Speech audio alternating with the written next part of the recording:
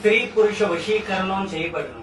ఎంతటి వారినైనా, స్త్రీనైనా పురుషుణ్ణైనా 11 గంటల్లోనే మీ మాట వినేటట్టు, మీ వెంట తిరిగేటట్టు చేసి చూపిస్తాం. మరియు మీ యొక్క ఫోటోతో, మీ యొక్క పేరుతో ఈ యొక్క వశీకరణం చేసి చూపిస్తాం. ప్రేమలో మోసపోయారా? విడిపోయిన వారు తిరిగి రావాలా? మళ్లీ మీ వశం కావాలంటే వశీకరణం మీకు సరైన పరిష్కారం.